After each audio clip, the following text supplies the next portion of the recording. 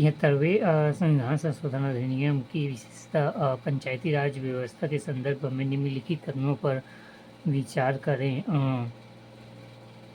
पंचायती राज व्यवस्था का ढांचा त्रिस्तरीय होता है। दूसरा, 74वें संविधान संशोधन द्वारा ग्राम सभा का बनना अनिवार्य कर दिया गया था। तीसरा, पंचायती क्षेत्र के सभी व्यक्ति ग्राम सभा के सदस्य होते हैं। आंसर है केवल 1, 2 और 3। व्याख्या, पंचायती राज व्यवस्था का ढांचा त्रिस्तरीय होता है। ग्राम पंचायत, जनपद पंचायत और जिला पंचायत जो प्रदेश सरकार में छोटे होते हैं, वहाँ जनपद पंचायत यानी मध्यवर्ती स्तर की आवश्यकता नहीं होती है। मध्यवर्ती स्तर पर पंचायत का गठन नहीं हो सकता है यदि उस राज्य की जनसंख्या 20 लाख से कम हो। संविधान के 73वें संविधान संशोधन के द्वारा ग्राम पंचायत को बनाना अनिवार्य कर दिया गया है। पंचायती क्षेत्र में मतदाता के रूप में पंजीकृत हर व्यक्ति ग्राम सभा का सदस्य होता है। अंतः कथन 1, 2 और 3 असत्य है, जबकि 4 कथन सत्य है। ग्राम सभा की भूमिका और कार्य का फैसला प्रदेश कानून से होता है, ये सही है, बाकी सब गलत है। क्वेश्चन नंबर 2, निम्नलिखित कथनों पर विचार कीजिए। किसी भी व्यक्ति के लिए पंचायत का सदस्य बनने के लिए न्यूनतम निर्धारित आयु 25 वर्ष है। गलत। दूसरा, ग्राम पंचायत के समय पूर्ण भंग होने के पश्चात पुनर्गठित पंचायत केवल अवशिष्ट समय के ही लिए जारी रहता है, केवल 2 सही हैं। ग्राम पंचायत के समय पूर्व भंग होने के पश्चात पुनर्गठित पंचायत केवल अवशिष्ट समय के लिए ही जारी रहती है। व्याख्या, अनुच्छेद 243 के अनुसार पंचायत का सदस्य बनने के लिए न्यूनतम आयु 21 वर्ष है। अनुच्छेद 243 के अनुसार समय पूर्व भंग पंचायत के स्थान पर पुनर्गठित पंचायत केवल अवशिष्ट समय के लिए कार्य करती है। क्वेश्चन नंबर 3, भारत के संविधान में 9वें भाग के अधीन पंचायती राज व्यवस्था किन राज्यों में लागू नहीं होती है? नागालैंड, मेघालय एवं मिजोरम। व्याख्या, संविधान के 9वें भाग के अधीन पंचायत राज व्यवस्था।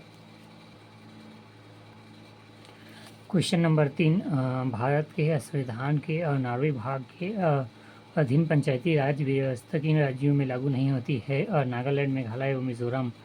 नागालैंड, मेघालय, मिजोरम। संविधान के 9वें भाग के अधीन पंचायती राज व्यवस्था निम्न राज्यों एवं अनुच्छेद में लागू नहीं होती है। अनुच्छेद 244(1) में निर्दिष्ट अनुसूचित क्षेत्रों में अनुच्छेद 244(2) के निर्दिष्ट जनजातीय क्षेत्र पर नागालैंड, मेघालय एवं मिजोरम राज्यों पर पंचायती राज के विकास के संदर्भ में निम्नलिखित समितियों के गठन कालक्रम है। पहला, बलवंत राय मेहता समिति। दूसरा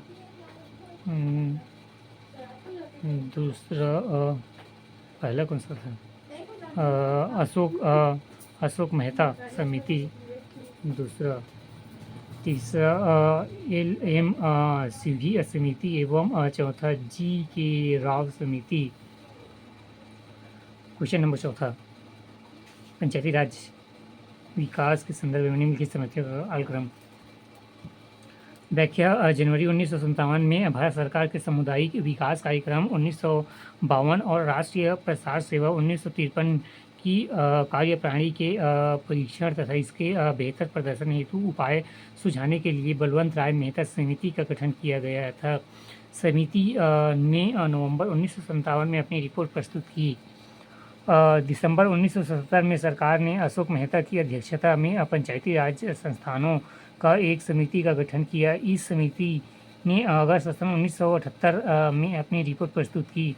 1985 में सरकार ग्रामीण विकास तथा गरीबी उन्मूलन के लिए प्रशासनिक व्यवस्था पर GVK राव की अध्यक्षता में एक समिति का गठन किया। 1986 में राजीव गांधी सरकार ने लोकतंत्र और विकास पर पंचायती राज व्यवस्था एवं पुनरुत्थान के लिए LM सिवनी की अध्यक्षता में एक समिति का गठन किया। अंततः विकल्प सी सही हैं। क्वेश्चन नंबर 5 निम्नलिखित में से कौन सी 73वें संविधान संशोधन के अधिनियम में आधारभूत विशेषताएं हैं?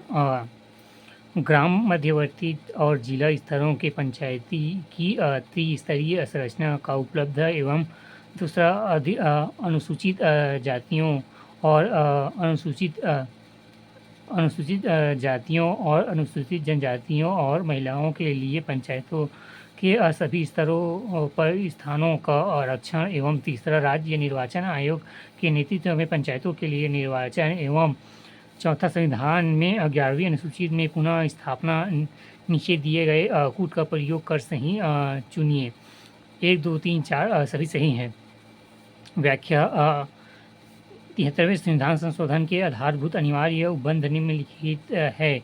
ग्राम सभा का गठन, त्रिस्तरीय ग्राम मध्यवर्ती और जिला पंचायतों का गठन, लेकिन राज्य की जनसंख्या 20 लाख से कम हो पर मध्यवर्ती स्तर एवं पंचायत के बाद नहीं।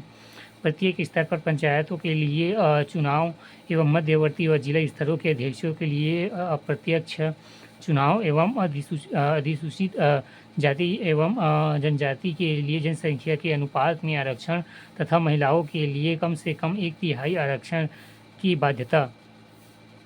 5 वर्षों का निश्चित कार्यकाल, चुनाव संचालन के लिए राज्य निर्वाचन आयोग का गठन एवं चुनाव लड़ने के लिए न्यूनतम 21 वर्ष की आयु, हर 5वें वर्ष राज्य वित्त आयोग का गठन एवं आदि। 73वें संविधान संशोधन द्वारा पंचायतों को संवैधानिक दर्जा प्रदान किया गया है एवं 11वीं अनुसूचित जोड़ दी गई है। अंतर सभी कथन सत्य है। क्वेश्चन नंबर 6, स्थानीय स्वशासन की सर्वोच्च व्याख्या यह की जा सकती है कि यह एक प्रयोग है लोकतांत्रिक एवं विकेंद्रीकरण का। लोकतांत्रिक तथा विकेंद्रीकरण का। व्याख्या: लोकतंत्र में शासन के सभी स्तरों पर जनता की भागीदारी सुनिश्चित करने के लिए स्थानीय स्वशासन की महत्वपूर्ण भूमिका होती है। इसके 2 मूल तत्व हैं। पहला, यह राज्य शासन द्वारा व्याख्या को निचले स्तर पर विकेंद्रीकृत करता है एवं दूसरा, यह लोकतंत्र में स्थानीय लोगों को प्रत्यक्ष भागीदारी को संभव बनाता है। भारत में 24 अप्रैल सन 1993 के 73वें संविधान संशोधन के माध्यम से पंचायती राज प्रणाली द्वारा लोकतांत्रिक विकेंद्रीकरण को मूर्त रूप में प्रदान किया गया है। अंततः विकल्प भी सही हैं।